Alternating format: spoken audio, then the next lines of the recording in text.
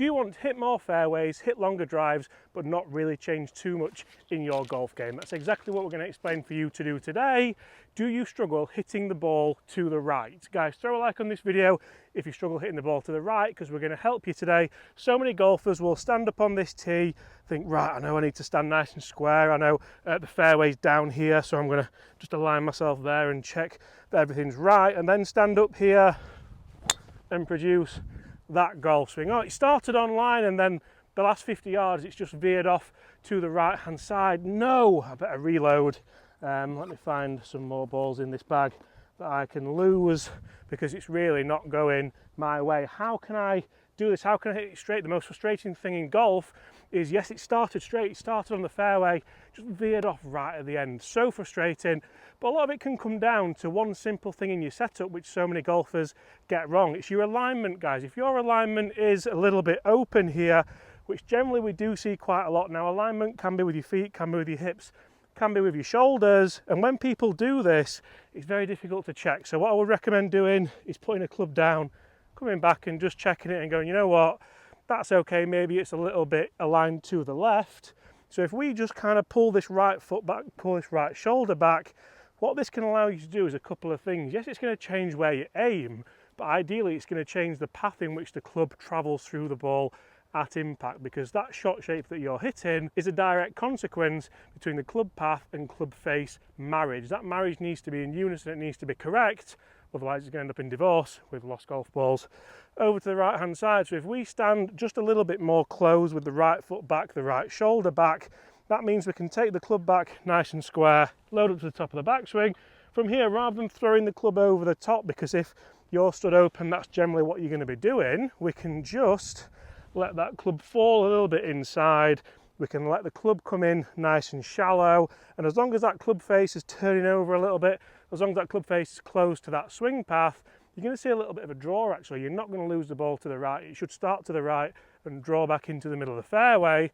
Chris has got a really good drill for this, and it's such a simple change. You can change your golf game in seconds. Shoulder back, hip back, foot back, and feel like I release that club right through the shot. You can see there, that ball started up the right hand side, it's now drawing back to the middle, and I no longer lose that ball out to the right hand side of the golf course, and that marriage is now perfect.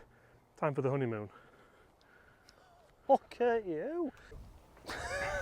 Right, so James has talked about alignment, James has talked about getting in the right setup to change your path. So he did briefly mention obviously your release. So a lot of times people do, yeah, I've seen a lot of videos on social media, right, aim right, close my stance, close my shoulders, perfect shot, 150 yards right, there's no movement on it, it goes dead straight, but again, it's a lost ball. So what we want to do is think about, right, how am I releasing this club? Because this is one of the things, right, I've got the right, I've told to release, and a lot of people start to roll that club over, roll their arms over, and they might see the one that quickly goes left out of bounds also.